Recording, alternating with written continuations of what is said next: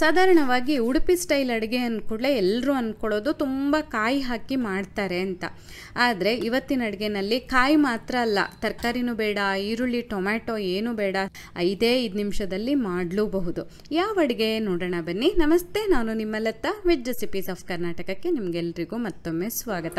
ನಾನಿವತ್ತು ತೋರಿಸ್ತಾ ಇರೋದು ಉದ್ದಿನ ಹಿಟ್ಟು ಅಥವಾ ಉದ್ದಿನ ಹಿಟ್ಟು. ಅದನ್ನು ಮಾಡೋದಕ್ಕೆ ಒಂದು 1/4 ಕಪ್ಪಷ್ಟು ಉದ್ದಿನ ಬೇಳೆನ ಹೀಗೆ ಹದವಾಗಿ ಹುರಿದು ಪುಡಿ ಮಾಡ್ಕೊಳ್ತಾ ಇದ್ದೀನಿ. ಬಣ್ಣ ಎಲ್ಲ ಜಾಸ್ತಿ ಬದಲಾಗೋದು ಬೇಡ, ಒಂದು ಸ್ವಲ್ಪ ಒಳ್ಳೆ ಘಮ ಥರ ಬರುತ್ತಲ್ಲ, ಹಂಗೆ ಬಂದರೆ ಸಾಕಾಗುತ್ತೆ.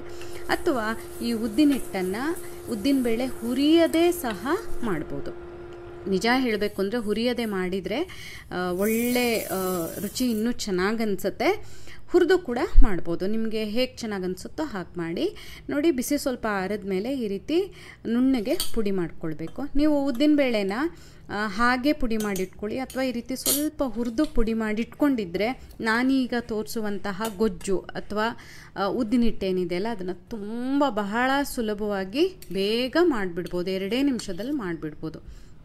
ಇಲ್ಲಿ ನಾನು ಉದ್ದಿನ ಹಿಟ್ಟನ್ನು ಒಂದು ಪಾತ್ರೆಗೆ ತೊಗೊಂಡು 1 ಹಸಿಮೆಣಸಿನಕಾಯಿ ಸಣ್ಣದಾಗಿ ಹೆಚ್ಚಿಟ್ಕೊಂಡಿದ್ದೆ, ಅದು 1 ಚಮಚದಷ್ಟು ಶುಂಠಿ ಹಾಗೂ ಒಂದು ಸ್ವಲ್ಪ ಕರಿಬೇವು, ಕೊತ್ತಂಬರಿ ಸೊಪ್ಪು ಇವೆಲ್ಲದನ್ನು ಸಣ್ಣದಾಗಿ ಹೆಚ್ಚಿಟ್ಕೊಂಡಿದ್ದೆ. ಅದಷ್ಟನ್ನು ಹಾಕಿ ರುಚಿಗೆ ತಕ್ಕ ಹಾಗೆ ಉಪ್ಪು, ಸುಮಾರು 1 ಚಮಚ ಉಪ್ಪು ಬೇಕಾಗುತ್ತೆ, ಹಾಕಿ 1 ಕಪ್ಪಷ್ಟು ದಪ್ಪ ಮಜ್ಜಿಗೆನ ಸೇರಿಸ್ತಾ ಇದ್ದೀನಿ. ನಿಮ್ಮ ಹತ್ರ ಮಜ್ಜಿಗೆ ಇಲ್ಲ ಅಂದರೆ ಅರ್ಧ ಕಪ್ಪು ಮೊಸರು ತೊಗೊಂಡು ಸ್ವಲ್ಪ ಹೀಗೆ ವಿಸ್ಕ್ ಮಾಡಿ ಇನ್ನರ್ಧ ಕಪ್ಪು ನೀರು ಸೇರಿಸಿ ಹಾಕ್ಕೊಂಡ್ರೆ ಆಯಿತು.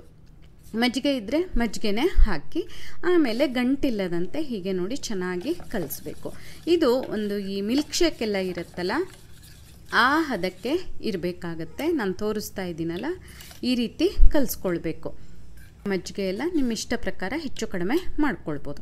ಆಮೇಲೆ ಕೊನೆಯಲ್ಲೊಂದು ಒಗ್ಗರಣೆಗೆ ಸಾಸಿವೆ, ಇಂಗು ಮತ್ತು ಸಂಡಿಗೆ ಮೆಣಸನ್ನು ಬಳಸ್ತಾ ಇದ್ದೀನಿ. ಸಂಡಿಗೆ ಮೆಣಸು ಅಂದರೆ ಮಜ್ಜಿಗೆ ಮೆಣಸು, ಬಾಳಕ ಮೆಣಸು ಅಂತಾರಲ್ಲ ಅದು.